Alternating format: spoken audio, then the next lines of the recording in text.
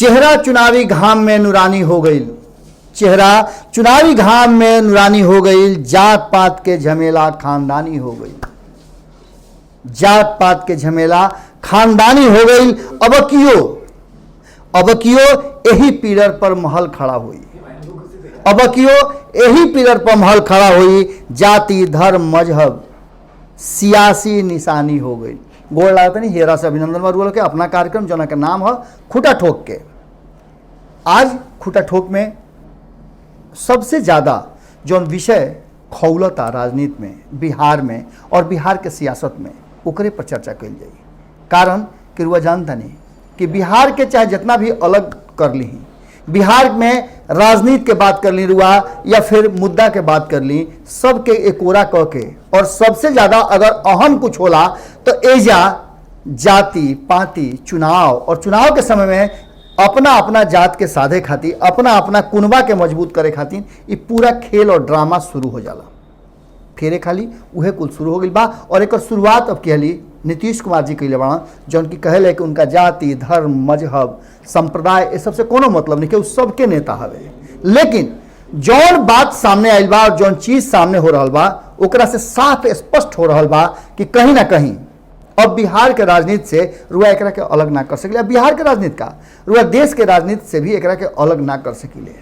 मुद्दा बड़ी लम्हर हो गई बा और मुद्दा पर जम करके अब वाद प्रतिवाद भी शुरू हो गई बा। और नीतीश कुमार के ही योजना के लेकर के पूरी तरह से बिहार के राजनीति में एक जबरदस्त ढंग से उबाल आ गई बा।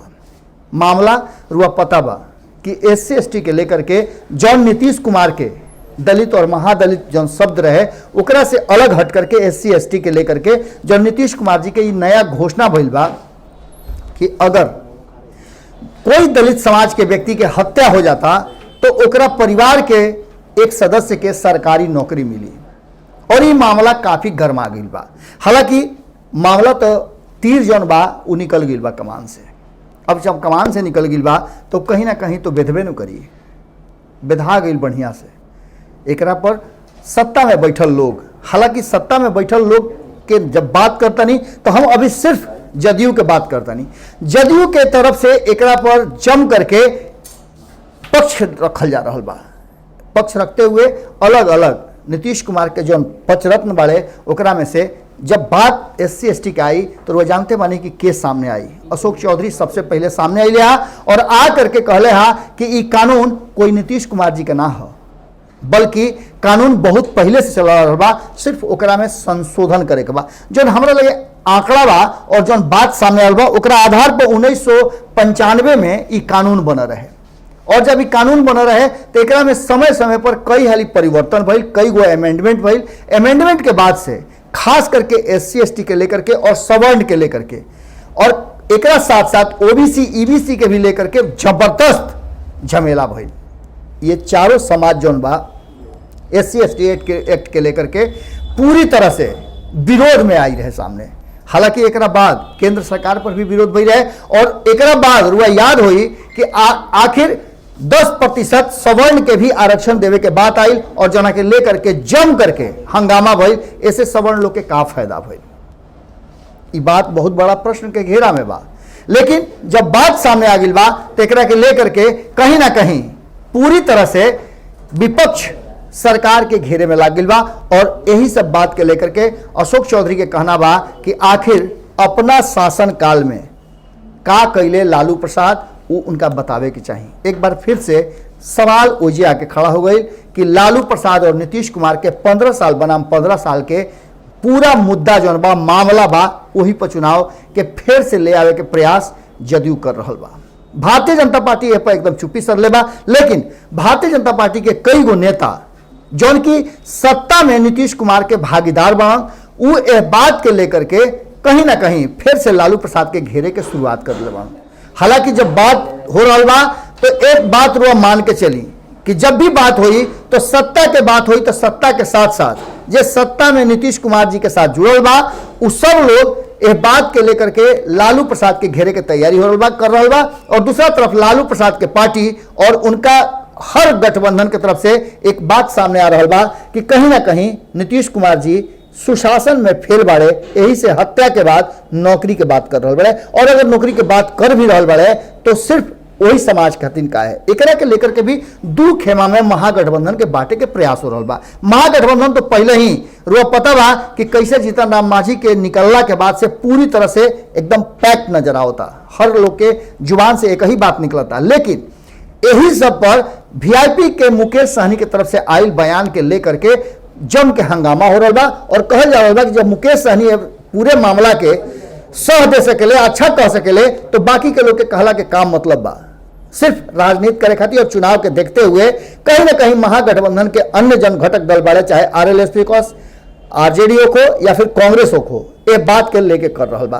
अब इस मामला पर मुकेश सहनी के कहीं ना कहीं टारगेट करे के प्रयास सत्ता में बैठल लोग और एनडीए के लोग के तरफ से हो रहा बा।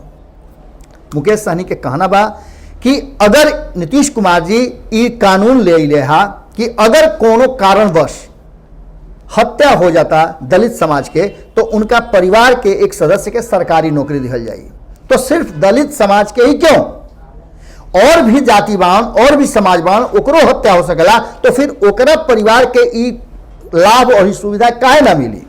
एकरा में और भी जाति और भी समुदाय और भी संप्रदाय के जोड़ जाओ। अब यह बात के लेकर के जहां एक तरफ मुकेश सहनी के बयान वीआईपी की तरफ से आई बा, ओजे आरजेडी के सीधे कहना बा कि नीतीश कुमार पूरी तरह से 15 साल में असफल बाड़े, जोना के ढिढोरा नया जो अध्यादेश आयल बा, जो नया विचार उनका आयल बा, वो स्पष्ट करता कि या कहीं ना कहीं प्रशासनिक रूप से पूरी तरह से नीतीश कुमार फेल बाड़े, सुशासन देवे में असफल हो गए बाड़े, जना के कारण हत्या ऐसा बात के लेकर के और लोग के रुझावे के और अन्य तरह से नौकरी देवे के बात कर रहा बा। एकरा पर पीछे से अगर बात लेके चली तो पीछे से बात इतने चल रहा बा कि अब ये भी सवाल हो गया कि दलित प्रेम केकरा कितना ज्यादा। एकरा पर लेकर के लालू और नीतीश के भी सर्वेक्षण और समीक्षा हो रहा बा। अशोक चौधरी जो नीतीश कुमार के सबसे नजदीक बा, उनका के लेके भी सवाल उठता कि अशोक चौधरी कब से, मात्र 3 से 4 साल भइल अशोक चौधरी के नीतीश कुमार के खेमा में गईला और इतना बड़ा दलित नेता हो गईले। जॉन श्याम रजक 11 साल पहले नीतीश कुमार के आइडियोलॉजी के साथ साथ वापस आई रहन लालू प्रसाद के खेमा से, उनका के निकाले में 1 सेकंड भी देर ना लगल। रमई राम साथे ना रहे, उदय नारायण चौधरी के नीतीश कुमार निकाल के बाहर फेंक दिले, और अब अशोक चौधरी और वगैरह वगैरह जो जौना तरीका के काम कर रहे बड़े, इससे साफ नजर आता है कि अशोक चौधरी के दलित प्रेम सिर्फ खोखला और दिखावा बा। जे लोग भी उनका खेमा में बा, चाहे वो अशोक चौधरी की बात करी, महेश्वर हजारी की बात करी, रवि ज्योति की बात करी, संतोष निराला की बात करी, रमेश ऋषिदेव की बात करी, या फिर नया नया आरजेडी से गई प्रेमा चौधरी की बात करी, ये सब लोग के देखला से इतने बात लागता कि नीतीश कुमार के साथ दलित या तो आयातित होकर के आयल बड़े, या फिर उनका खेमा में दलित के कोनो सम्मान नहीं के, जना के चलते उनका से लोग जुड़ल ना चाहेले। ये बात पर लगातार भारतीय जनता पार्टी चुप्पी सर लेबा, एलजेपी भी चुप्पी सर लेबा, चूंकि एलजेपी के साथ तो पहले ही दलित के नाम पर जीतन राम मांझी के ले आकर के हो मचा दिले बड़े एनडीए में।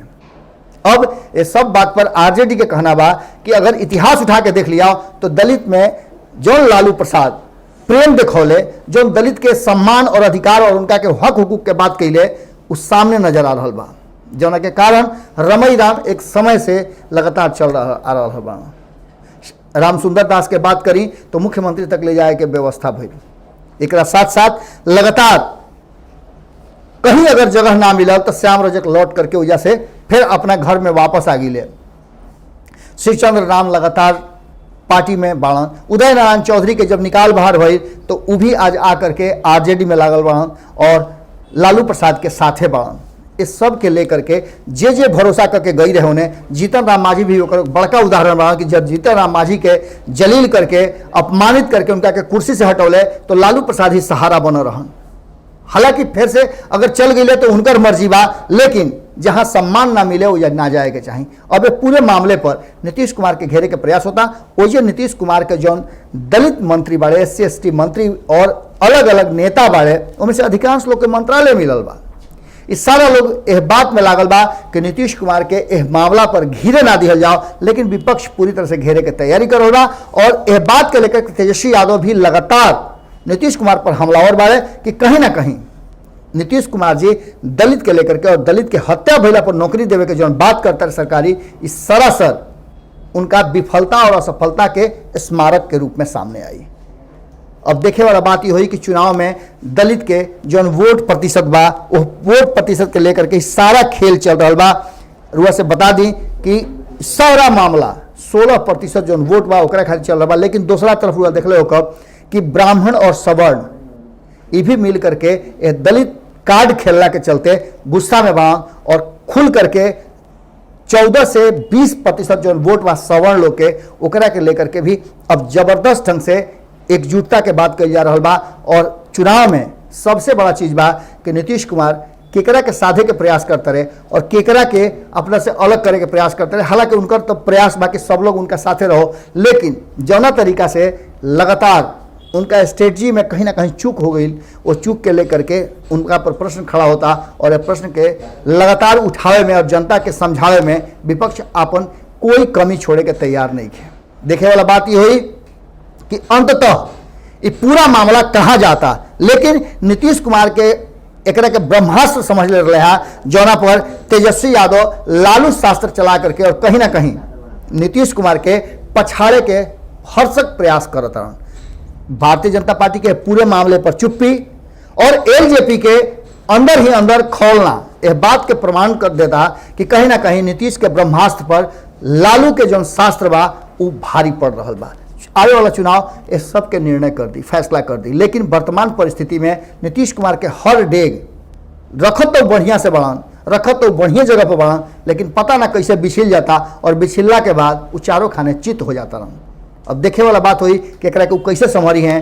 7 तारीख के डिजिटल रैली बा और डिजिटल रैली सिर्फ नीतीश कुमार के नहीं खे। नीतीश कुमार शक्ति प्रदर्शन के तैयारी करता है।